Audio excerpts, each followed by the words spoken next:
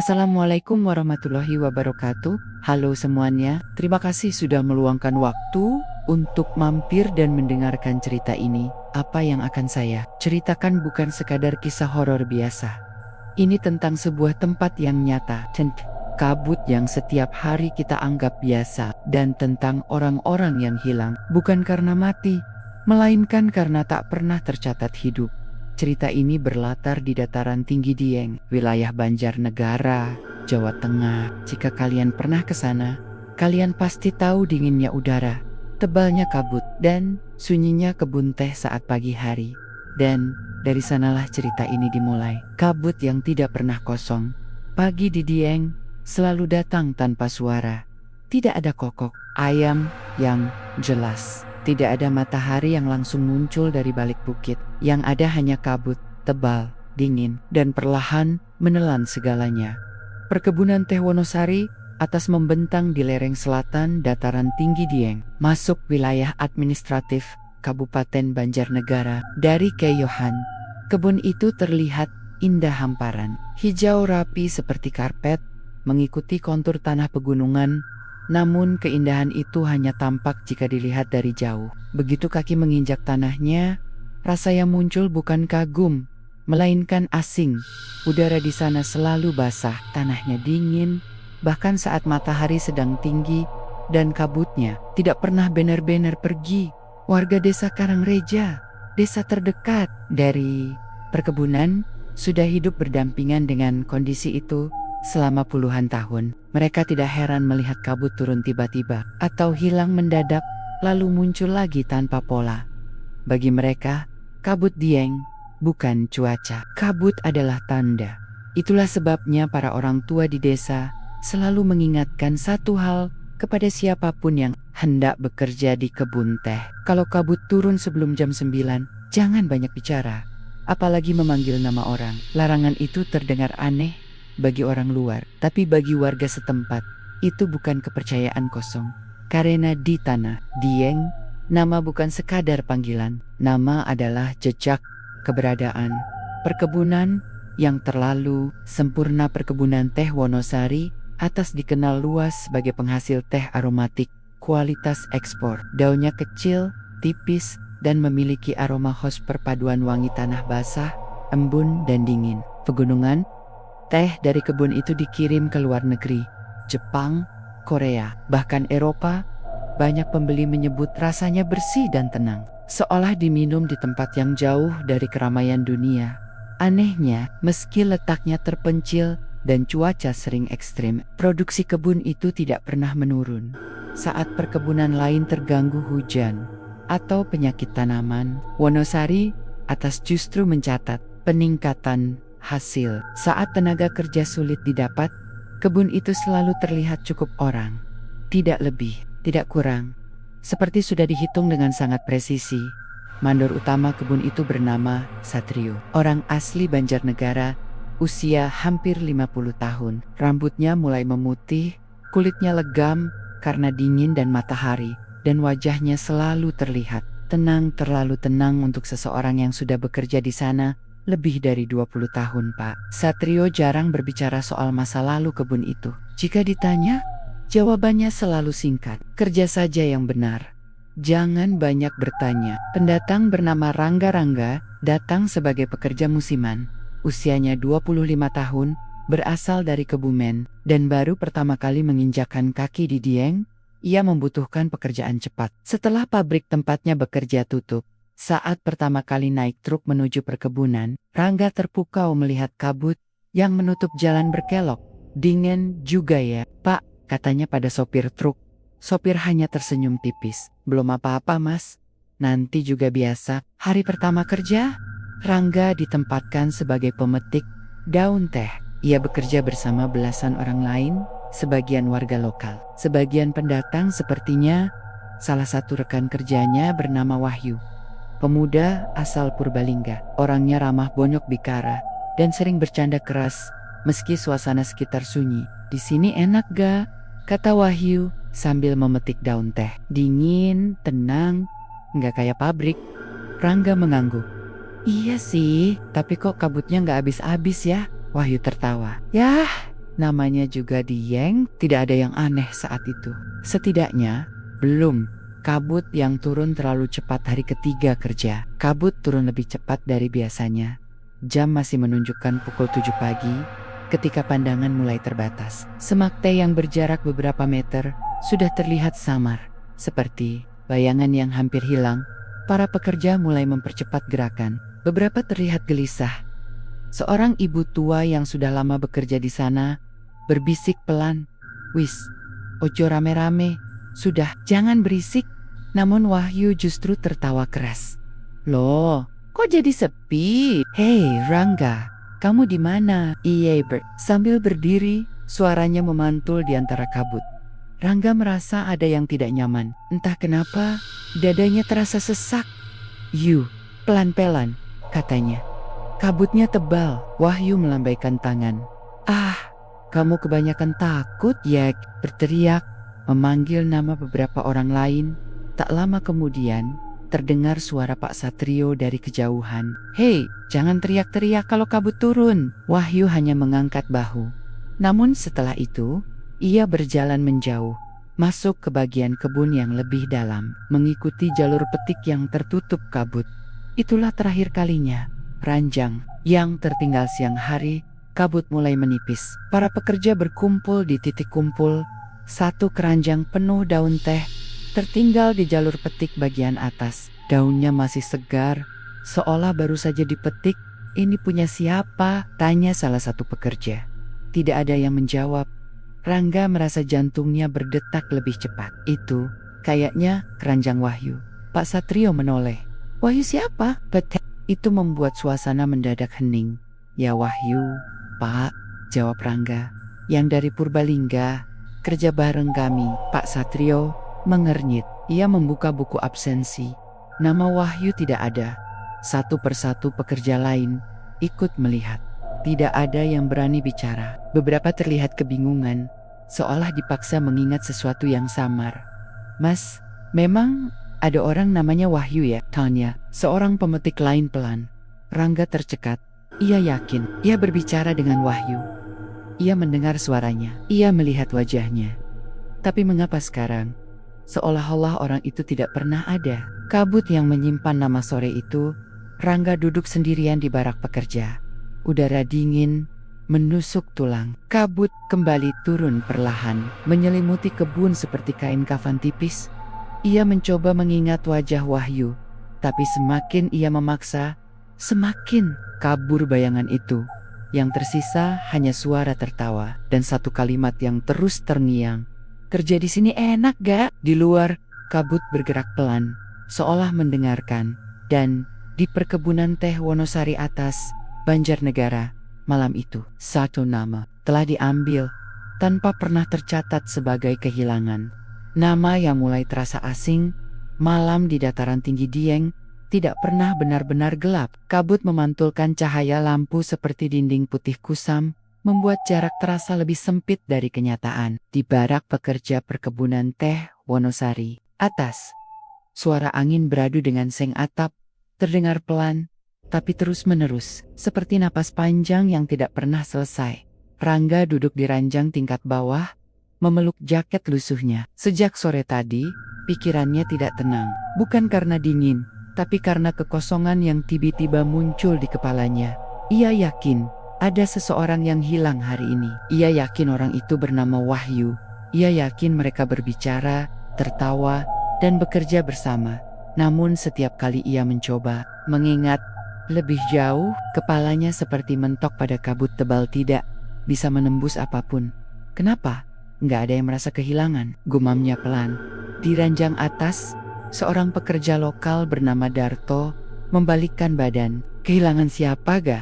Rangga terdiam sesaat. "Teman kita yang kemarin kerja bareng." Darto menggornia, "Teman yang mana?" Rangga membuka mulut, lalu menutupnya lagi. Ia hendak menyebut nama Wahyu, tapi lidahnya terasa berat. "Nggak tahu," jawabnya akhirnya. "Mungkin aku salah ingat." Darto mengangguk singkat, lalu kembali tidur, seolah pembicaraan itu tidak penting. Namun bagi Rangga, itu adalah awal dari rasa takut yang berbeda, bukan takut pada hantu, melainkan takut pada ingatan yang tidak bisa dipegang. Pagi tanpa nama keesokan paginya. Kabut turun lebih tebal dari hari sebelumnya. Jam baru menunjukkan pukul 6, tapi pandangan sudah terbatas, tidak sampai 10 meter. Para pekerja berjalan beriringan menuju kebun, langkah mereka pelan dan nyaris tanpa suara. Tidak ada canda pagi, tidak ada teriakan memanggil rekan, semua bekerja dalam diam. Rangga memperhatikan satu persatu wajah di sekitarnya. Ia merasa ada yang kurang, tapi tidak tahu apa. Seperti duduk di meja makan dengan satu kursi kosong. Namun lupa siapa yang seharusnya duduk di sana. Di tengah kesunyian itu, suara Pak Satrio terdengar pelan namun tegas. Kalau kabut seperti ini, fokus kerja. Jangan saling memanggil. Tidak ada yang membantah. Rangga memberanikan diri mendekati Pak Satrio. Katanya, hati-hati. Kemarin itu benar gak ada orang yang hilang? Pak Satrio berhenti berjalan. Ia menatap Rangga lama. Terlalu lama. Hilang itu kalau tercatat. Jawabnya akhirnya. Kalau tidak ada catatannya, berarti tidak ada. Yang hilang. Jawaban itu membuat tengkuk Rangga dingin. Tapi saya yakin. Rangga mencoba melanjutkan. Pak Satrio memotong. Suaranya lebih rendah. Di sini, yang penting kamu pulang dengan selamat. Itu cerita lama dari orang tua desa siang hari. Rangga turun ke desa Karangreja untuk membeli kebutuhan. Di warung kecil dekat jalan, ia bertemu seorang nenek bernama Mbah Rukiah. Penduduk lama yang dikenal sering memberi wejangan pada pekerja kebun. Saat Rangga duduk, Mbah Rukiah menatapnya lama. Kamu pendatang ya? Tanyanya. Iya Mbah. Nenek itu mengangguk pelan. Wajahmu masih lengkap. Rangga tertegun. Maksudnya Mbah? Mbah Rukiah tersenyum tipis. Lalu menuangkan teh panas ke cangkir. Di atas sana, katanya pelan, bukan nyawa yang diambil, tapi tandanya orang pernah ada. Rangga menelan ludah. Mbah pernah dengar orang hilang di kebun. Nenek itu tidak langsung menjawab. Ia menatap kabut di luar warung. Orang bilang Dieng ini tanah anak Bajang. Ucapnya, makhluk yang tidak sempurna, tidak punya nama sendiri. Jadi mereka meminjam apa? Nama. Rangga merasa jantungnya berdetak lebih keras. Kalau namanya diambil, lanjut Mbah Rukiah, orang itu masih bernapas, tapi dunia tidak mengenalnya. Lama-lama, dia ikut kabur. Data yang tidak sinkron kembali ke barak. Rangga mencoba mencari kepastian dengan caranya sendiri. Ia meminjam ponsel Darto dan membuka grup pesan pekerja. Tidak ada percakapan tentang orang hilang. Tidak ada pesan panik, tidak ada nama yang terasa asing. Ia lalu membuka galeri ponselnya sendiri. Di sana ada foto-foto hari pertama kerja deretan. Pekerja berdiri di depan kebun teh. Wajah-wajah tersenyum kaku. Rangga memperbesar satu persatu wajah. Ada ruang kosong di tengah foto. Bukan terpotong. Seolah sejak awal memang tidak ada siapa-siapa di sana. Ini nggak mungkin, bisiknya. Ia merasa kepalanya pusing. Ingatannya bertabrakan dengan kenyataan. Yang ia rasakan bertolak belakang dengan yang dunia tunjukkan. Malam itu, Rangga bermimpi aneh. Ia berdiri di tengah kebun teh, kabut setinggi dada. Di sekelilingnya terdengar suara orang memanggil, saling bersahutan. Tapi tidak satu pun menyebut nama. Semua suara berhenti. Saat ia mencoba menjawab, orang yang mulai. Dilupikan hari-hari berikutnya, berjalan normal terlalu normal. Produksi teh meningkat. Mandor terlihat puas. Truk pengangkut keluar masuk kebun hampir setiap hari. Seolah tidak pernah terjadi sesuatu yang janggal. Namun Rangga mulai menyadari perubahan kecil. Ia dipanggil dengan sebutan Mas lebih sering. Jarang ada yang menyebut namanya. Suatu sore, Darto bertanya padanya, Mas, namamu siapa? Ya, pertanyaan itu membuat Rangga terdiam. Kamu bercanda, jawabnya. Darto terlihat bingung. Serius, aku lupa. Rangga ingin marah, tapi yang muncul justru ketakutan. Ia teringat kata-kata Mbah Rukiah kalau namanya diambil. Malam itu, Rangga duduk sendirian di depan barak. Kabut turun perlahan, membungkus kebun dalam sunyi yang berat. Ia berbisik pelan, menyebut namanya sendiri, berulang-ulang, seolah takut lupa. Namun di kejauhan, di antara tanaman teh yang basah oleh embun, terdengar langkah kaki ringan tidak jelas arahnya, tidak jelas tujuannya. Dan Rangga sadar, di perkebunan teh Wonosari, atas, bukan hanya orang yang bisa hilang. Nama pun bisa mulai memudar. Jejak yang tidak pernah ada, kabut pagi itu turun seperti biasa. Tapi rasanya berbeda. Bukan lebih tebal, bukan lebih dingin, melainkan lebih dekat. Seolah-olah kabut itu tidak hanya menyelimuti kebun teh, tetapi juga masuk ke kepala orang-orang yang berjalan di dalamnya. Rangga berdiri di barisan pemetik paling belakang. Ia sengaja tidak berjalan sejajar dengan yang lain. Sejak beberapa hari terakhir, ia memilih menjaga jarak. Bukan karena tidak suka, melainkan karena ia mulai takut. Takut kalau suatu hari nanti tak ada lagi yang berdiri di dekatnya. Di jalur petik nomor 7, tempat Wahyu terakhir terlihat, tanaman teh tumbuh lebih subur dari bagian lain. Daunnya lebih hijau, lebih rapat, dan aromanya lebih tajam. Setiap kali Rangga melewati jalur itu, dadanya terasa berat. "Mas, kamu kenapa sering melamun?" Suara seorang ibu pemetik menyadarkannya. "Enggak apa-apa, Bu," jawab Rangga cepat. Namun ibu itu memandangnya lama. "Kalau kabut turun, jangan terlalu banyak, nanti pikiranmu ikut dipanggil." Kalimat itu membuat Rangga merinding. Nama yang tidak tertulis siang hari. Rangga memberanikan diri masuk ke kantor kecil perkebunan. Ruangan itu jarang didatangi pekerja biasa. Di sana tersimpan arsip, buku absensi lama, dan berkas-berkas yang tidak pernah dibawa keluar. Pak Satrio sedang duduk di meja kayu, menandatangani dokumen pengiriman. "Pak," kata Rangga pelan, "saya mau tanya." Pak Satrio tidak langsung menoleh. "Kalau soal kerja, nanti saja." "Bukan soal kerja," jawab Rangga. "Soal orang-orang yang pernah kerja di sini." Tangan Pak Satrio berhenti bergerak. "Kamu terlalu banyak mikir," katanya tanpa menatap. Rangga menelan ludah. "Saya cuma mau lihat absensi lama." Akhirnya Pak Satrio berdiri, mengambil satu buku tebal dari lemari besi. Sampulnya kusam, kertasnya menguning. "Ini data 10 tahun terakhir," ucapnya. "Lihat sendiri." Rangga membuka halaman demi halaman. Nama-nama tersusun rapi. Tanggal masuk, tanggal keluar. Semua terlihat normal. Namun saat ia mencoba mengingat wajah-wajah yang pernah ia lihat di kebun, banyak yang tidak cocok dengan daftar itu. "Pak?" Rangga menunjuk satu halaman kosong di tengah buku. "Ini kenapa lompat ya?" Pak Satrio melirik. "Sebentar, tidak ada yang lompat. Ini dari April langsung ke Juni." Pak Satrio menutup buku itu perlahan. "Kamu tahu apa yang paling aman di tempat ini?" tanyanya pelan. Rangga menggeleng. Tidak tercatat. Cerita yang tidak pernah diceritakan malam itu.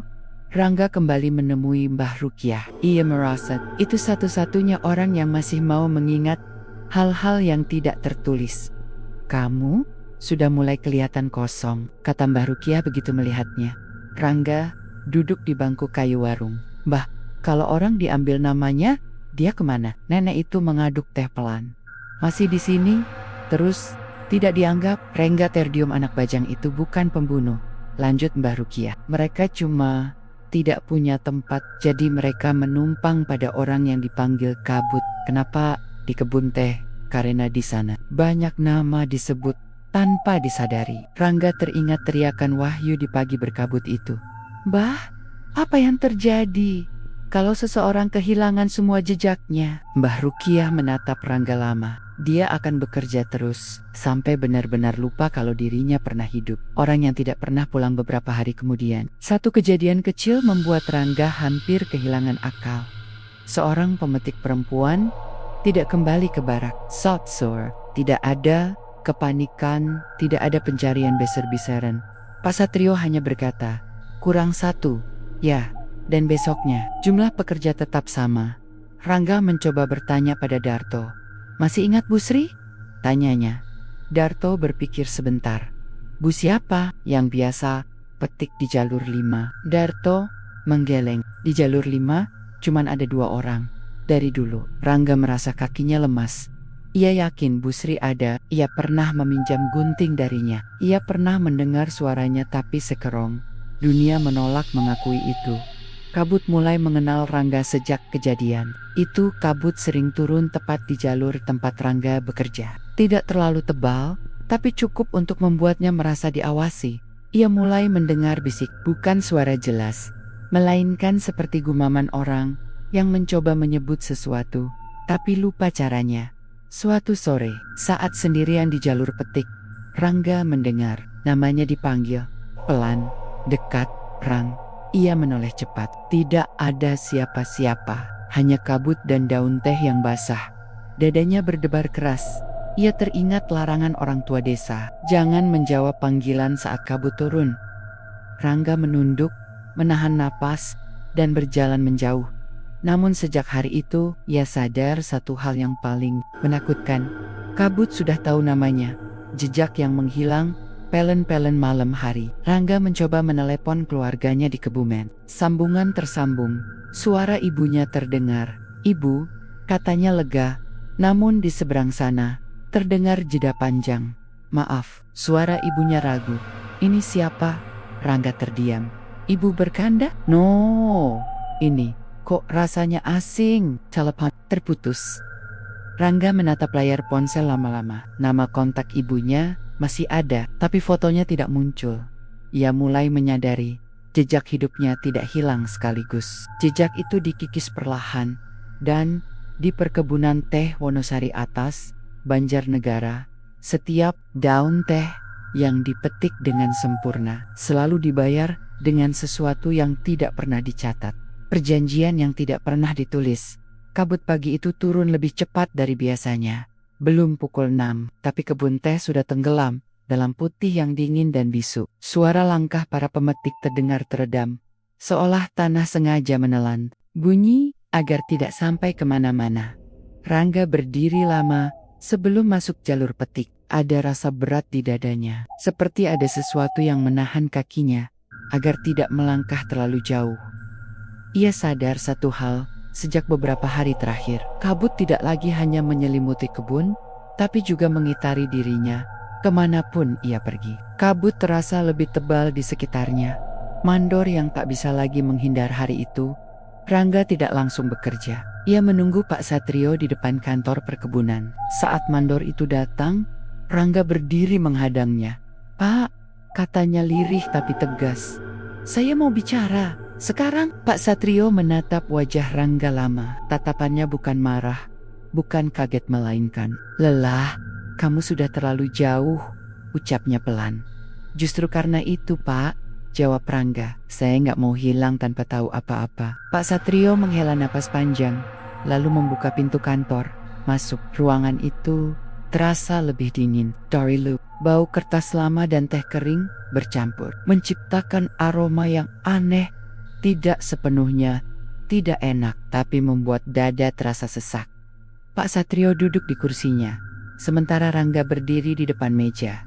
"Kamu tahu kenapa kebun ini selalu berhasil?" tanya Pak Satrio tanpa basa-basi. Rangga menggeleng. "Karena kebun ini tidak pernah kekurangan," lanjutnya. "Bukan cuma tenaga, tapi penyeimbang." Rangga menelan ludah. "Maksud Bapak?" Pak Satrio menatap jendela yang tertutup kabut. "Dulu, sebelum kebun ini besar, Tanah Dieng sering meminta. Bukan harta, bukan darah. Lalu apa? Nama," jawab Pak Satrio pelan. "Jejak, keberadaan." Awal perjanjian menurut cerita Pak Satrio, puluhan tahun lalu perkebunan itu hampir bangkrut. Tanah sering longsor, daun teh rusak, pekerja sakit tanpa sebab. Pemilik kebun saat itu mendatangi sesepuh Dieng. Bukan dukun besar, bukan orang sakti, hanya orang tua yang paham tabiat kabut. Ia diberi satu syarat, agar kebun tetap hidup. Jangan melawan kabut, dan jangan mencatat apa yang diambilnya. Tidak ada tumbal yang disembelih, tidak ada darah, tidak ada jerit. Kabut akan memilih sendiri orang yang namanya terlalu sering dipanggil, terlalu lantang disebut, atau terlalu menonjol di Tanah Dieng. Orang itu tidak mati, ia hanya dihapus dari catatan. Sejak itu, kata Pak Satrio, setiap kali produksi naik, satu nama selalu tidak kembali. Rangga mengepalkan tangan. "Dan Bapak diam saja?" Pak Satrio tersenyum pahit. Diam adalah bagian dari perjanjian. Yang tidak pernah dicari. Rangga keluar dari kantor dengan kepala pening. Semua terasa masuk akal, dan itu yang paling menakutkan. Tidak ada jeritan, karena tidak ada kematian, tidak ada pencarian, karena tidak ada kehilangan yang tercatat. Anak bajang tidak menculik tubuh, mereka meminjam identitas. Sore itu, Rangga melihat seorang pekerja baru datang. Wajahnya polos, membawa tas kecil. Ia diperkenalkan singkat, lalu langsung bekerja. Tidak ada nama disebut. Rangga sadar, itulah cara paling aman di kebun ini. Tidak dikenal. Namun Rangga berbeda. Ia sudah terlalu lama dipanggil. Nama yang mulai ditukar sejak percakapannya dengan Pak Satrio. Perubahan terjadi lebih cepat. Saat absen pagi, nama Rangga tidak disebut. Saat makan, jatahnya tetap ada, tapi tanpa papan nama. Saat ditegur, ia hanya dipanggil dengan isyarat tangan. Suatu sore, Darto mendekatinya. "Mas, aku ngerasa aneh," kata Darto pelan. "Kalau aku lihat kamu, rasanya kayak lihat orang yang mau pergi." Rangga tersenyum kecut. "Maksudmu?" "Kayak orang yang wajahnya masih ada, tapi namanya sudah dicopot." Kalimat itu membuat Rangga bergidik. Malamnya, Rangga bermimpi dirinya berdiri di depan papan nama pekerja. Satu persatu nama terhapus oleh embun. Saat tiba gilirannya, papan itu kosong. Tidak ada bekas, tidak ada noda. Kabut menawarkan pilihan suatu pagi. Saat Rangga sendirian di jalur petik, kabut turun sangat tebal. Pandangan hanya sejauh 1 langkah. Suasana sunyi total. Lalu terdengar suara bukan dari luar, melainkan dari dalam kepalanya. Bukan suara, lebih seperti perasaan yang berubah menjadi bisikan. Kalau kamu diam, kamu akan aman. Kalau kamu menolak, kamu akan diingat. Sebentar, Rangga menutup mata. Napasnya gemetar. Ia sadar, kabut tidak memaksa. Kabut menawarkan, ia bisa terus bekerja, tanpa nama, tanpa jejak, menjadi bagian dari kebun sampai ingatannya benar-benar habis, atau melawan dan hilang lebih cepat. Sore itu, Rangga berdiri di tepi kebun, memandang hamparan teh yang hijau dan tenang. Tidak ada yang terlihat salah, tidak ada yang tampak jahat. Namun di balik ketenangan itu, ada ratusan nama yang tidak pernah ditulis, ratusan jejak hidup yang terhapus tanpa perlawanan. Rangga mengepalkan tangan. Untuk pertama kalinya sejak datang ke Dieng, ia berjanji pada dirinya sendiri, jika namanya harus diambil, ia tidak akan menyerah tanpa meninggalkan bekas. Dan kabut, seolah mendengar tekad itu, turun lebih rapat dari sebelumnya, melawan dengan cara yang salah. Sejak hari itu, Rangga mulai melakukan hal-hal yang tidak seharusnya dilakukan di perkebunan teh Wonosari atas. Ia mulai meninggalkan jejak, bukan jejak kaki, bukan tanda di tanah, melainkan sesuatu yang lebih berani, sesuatu yang bertentangan langsung dengan tabiat kabut Dieng. Ia mulai menyebut namanya sendiri dengan sengaja setiap pagi. Sebelum turun ke kebun, Rangga berdiri di depan barak dan berbisik pelan. "Nama saya Rangga, saya ada." Ia mengucapkannya berulang-ulang, seperti doa, seperti mantra, bukan untuk memanggil siapapun, tapi untuk mengingat dirinya sendiri. Awalnya tidak terjadi apa-apa, namun kabut mulai bereaksi. Kecil yang terasa salah kabut, kini turun lebih sering saat Rangga bekerja. Jalur petiknya hampir selalu diselimuti putih tebal, sementara jalur lain terlihat lebih lapang. Para pekerja lain mulai menjaga jarak darinya, bukan karena benci, melainkan karena naluri. Suatu siang, Darto mendekatinya dengan wajah cemas. "Jangan sering ngomong sendiri," katanya pelan. "Kalau kabut dengar, nanti kamu dipanggil balik."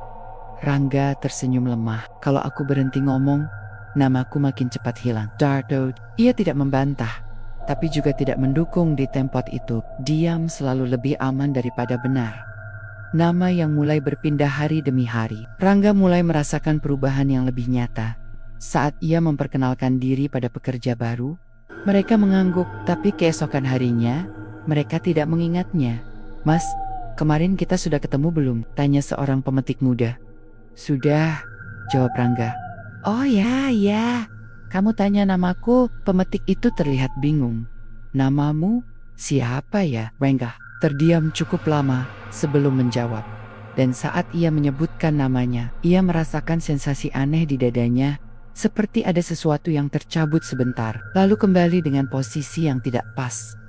Malam itu, Rangga bermimpi berada di depan cermin. Wajahnya jelas, tubuh Nia, Yuta. Tapi saat ia membuka mulut untuk menyebut namanya, suara yang keluar bukan suaranya sendiri.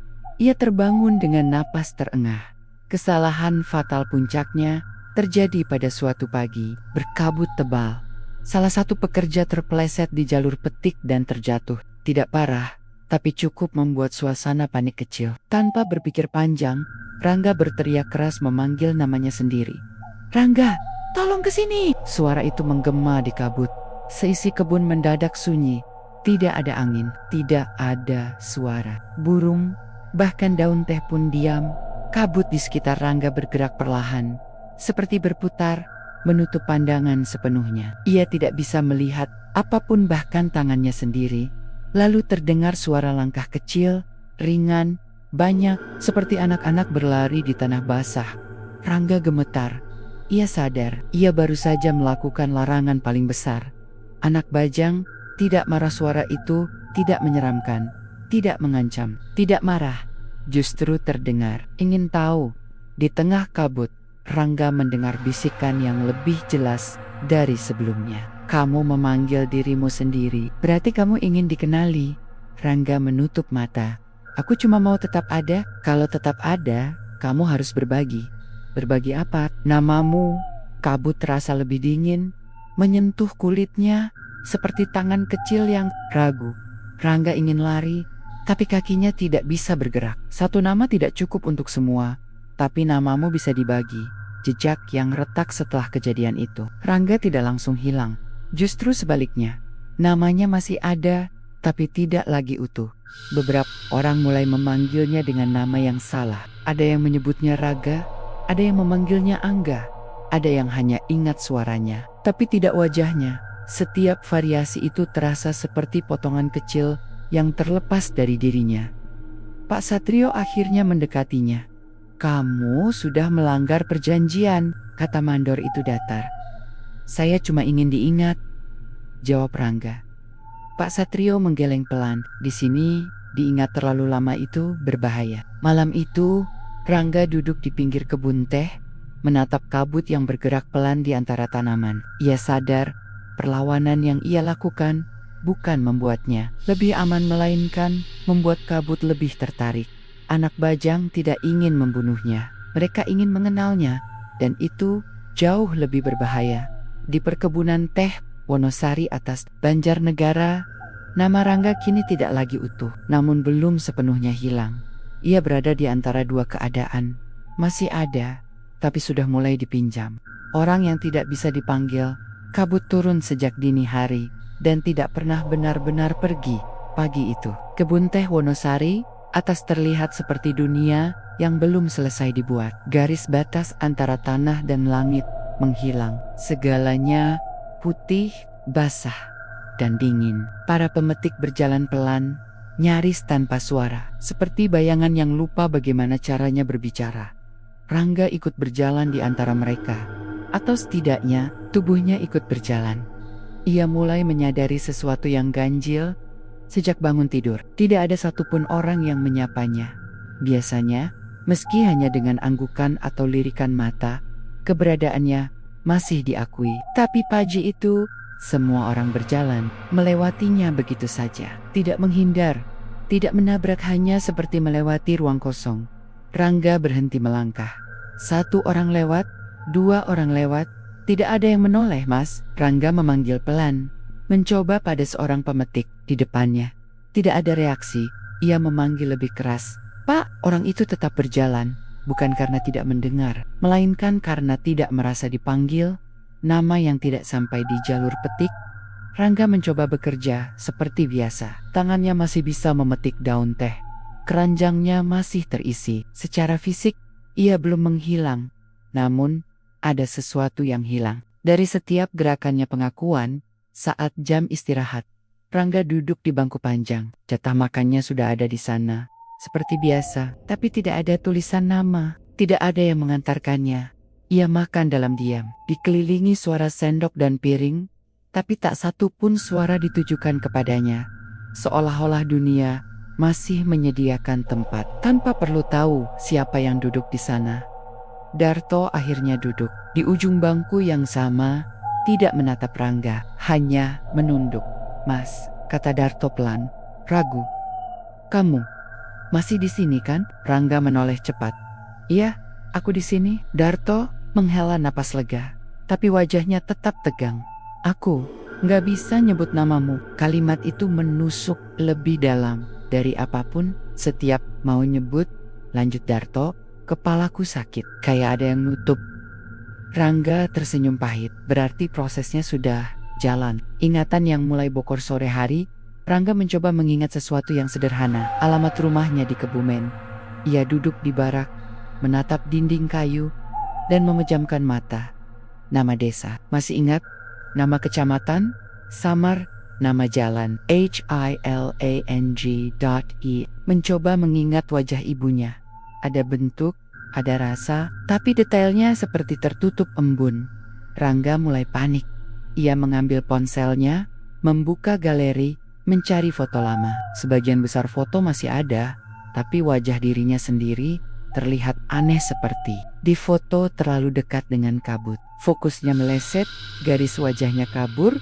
Ia membuka kontak, nama-nama masih tersimpan. Tapi ketika ditelepon, jawabannya sama. Ini siapa? Tidak ada yang marah, tidak ada yang curiga. Hanya bingung, lalu lupa. Kabut tidak lagi berbisik malam itu. Rangga berjalan sendirian ke tepi kebun teh. Kabut turun rendah, hampir menyentuh tanah. Suasananya sangat sunyi, sampai suara langkahnya sendiri terdengar asing. "Kalau memang mau ambil," kata Rangga pelan, hampir seperti berbicara pada diri sendiri. "Ambil saja sekalian." Kabut di depannya bergerak, bukan berputar. Bukan dengan kasar, hanya membuka ruang. Dan untuk pertama kalinya, suara anak bajang terdengar tanpa perasaan. "Kamu tidak lagi dipanggil. Berarti kamu hampir selesai. Apa maksudmu?" Rangga bertanya. Nama yang tidak dipanggil akan lepas sendiri. Rangga menatap mata. "Kalau aku menyerah, apa yang terjadi?" Kabut terasa lebih hangat, hampir seperti pelukan. "Kamu akan tetap bekerja, tetap ada di sini, tanpa rasa sakit." Rangga membuka mata. Tanpa ingatan, tanpa beban, tempat untuk orang, tanpa nama keesokan harinya. Rangga tidak lagi masuk daftar jalur petik, tapi ia tetap bekerja. Tidak ada yang menyuruh, tidak ada yang melarang. Ia memetik daun teh yang tidak tercatat, mengangkut keranjang yang tidak dihitung. Pak Satrio melihatnya dari jauh. Titi mendekat, tidak menegur. Sore itu, Pak Satrio hanya berkata pada Darto, "Biarkan." Darto menelan ludah. "Pak, dia masih orang." Pak Satrio menggeleng pelan. Sebentar lagi tidak. Malam turun perlahan di Dieng.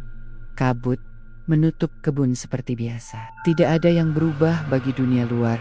Namun di antara tanaman teh, ada seseorang yang masih berjalan, masih bernapas, masih bekerja, tanpa nama, tanpa panggilan, tanpa ingatan yang utuh. Rangga berdiri lama, menatap langit yang tidak terlihat.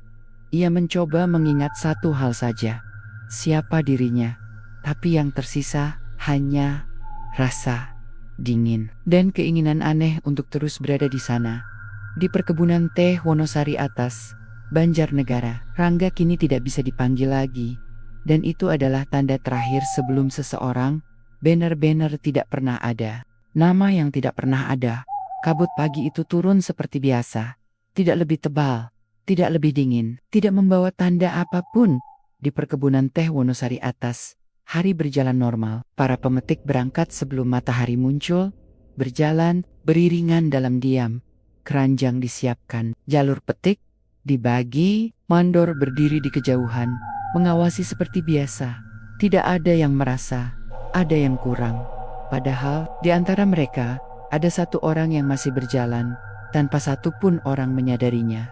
Orang terakhir yang masih bekerja. Rangga berdiri di jalur petik paling atas. Ia tidak ingat sejak kapan berada di sana. Tidak ingat kenapa memilih jalur itu. Kakinya melangkah dengan sendirinya. Tangannya memetik daun teh tanpa instruksi. Gerakannya rapi, tenang, sempurna. Ia tidak lagi merasa takut, tidak lagi cemas. Bahkan Dingin pun tidak terlalu terasa. Yang tersisa hanya satu dorongan sederhana. Bekerja, lalu kembali bekerja. Sesekali, Rangga berhenti, menatap kabut. Ada rasa aneh di dadanya, seperti ada sesuatu yang hilang. Tapi ia tidak tahu apa. Ia mencoba mengingat. Siapa namanya? Untuk apa ia datang ke sini? Kepalanya kosong. Percakapan terakhir siang itu, Pak Satrio berdiri di ujung kebun, memandang ke arah jalur atas. Antak sesat, matanya berhenti pada satu sosok yang bergerak pelan di balik kabut. Pak Satrio tahu, ia selalu tahu Darto, berdiri di sampingnya, wajahnya pucat. Pak, suara Darto bergetar. Yang di atas itu? Siapa? Pak Satrio tidak langsung menjawab. Itu sisa, katanya akhirnya. Kalau sudah selesai, kabut akan rapikan sendiri. Dia dulu teman saya, kata Darto lirih. Saya tahu itu. Pak Satrio menunduk. Kalau kamu masih ingat, jangan disebut. Darto mengepalkan tangan. Namanya, jangan. Potong Pak Satrio cepat. Darto terdiam. Dadanya naik turun. Ia menelan ludah. Aku cuma mau bilang, katanya pelan, seperti berbicara pada dirinya sendiri, kita pernah kerja bareng. Angin berhembus pelan, kabut bergeser sedikit. Sosok di jalur atas berhenti memetik. Nama yang hampir terucap untuk pertama kalinya setelah sekian lama. Rangga merasakan sesuatu yang lain. Bukan panggilan, melainkan getaran. Seperti ada satu kata yang hampir sampai, lalu tertahan tepat sebelum masuk ke kepalanya. Ia menoleh. Di kejauhan, dua sosok berdiri samar. Salah satunya terasa familiar. Ada rasa hangat yang aneh, seperti kenangan yang hampir muncul. Rangga membuka mulut, bukan untuk berbicara, tapi untuk mengingat. Namun sebelum apapun muncul, kabut turun lebih rapat. Jarak antara Rangga dan dunia luar terpotong sepenuhnya. Dan suara anak bajang terdengar untuk terakhir kalinya. Nama itu tidak jadi dipanggil, berarti sudah selesai. Pembersihan terakhir malam itu, hujan turun tipis di Dieng. Bukan hujan deras, hanya gerimis halus yang membuat kabut semakin rendah. Di barak pekerja, jumlah ranjang tetap sama. Tidak ada yang kosong, tidak ada yang berkurang. Absensi keesokan harinya rapi. Jumlah pekerja cukup, tidak kurang, tidak lebih. Di buku lama, satu baris kosong yang sebelumnya samar, kini tidak pernah ada. Pak Satrio menutup buku itu perlahan. Tangannya sedikit gemetar, tapi wajahnya tetap tenang. Sudah, katanya pelan pada dirinya sendiri. Yang tersisa di kebun beberapa minggu kemudian, produksi teh mencapai rekor tertinggi sepanjang sejarah. Perkebun, daunnya lebih wangi, lebih bersih, lebih stabil. Pembeli menyebutnya panen terbaik. Tidak ada yang tahu kenapa. Di desa Karangreja, jumlah penduduk tetap. Tidak ada laporan orang hilang. Tidak ada keluarga yang mencari. Tidak ada foto yang dipajang. Di rumah duka, kadang para pemetik baru merasa ada jalur yang terasa lebih dingin dari yang lain. Jalur tempat tanaman teh tumbuh lebih rapi, lebih subur. Jika ditanya, Mandor hanya berkata, di situ tanahnya cocok. Di dataran tinggi Dieng, Banjarnegara, kabut tetap turun seperti biasa. Perkebunan teh Wonosari atas terus berjalan, menghasilkan teh terbaik tanpa pernah kekurangan apapun. Tidak ada darah, tidak ada jerit, tidak ada kehilangan. Karena yang dikorbankan bukan nyawa, melainkan nama. Dan ketika nama hilang, dunia tidak merasa ada yang pergi. Jika suatu pagi, kalian berdiri di kebun teh Dieng dan merasa seperti melihat seseorang di balik kabut, jangan dipanggil. Karena mungkin dia memang tidak pernah ada.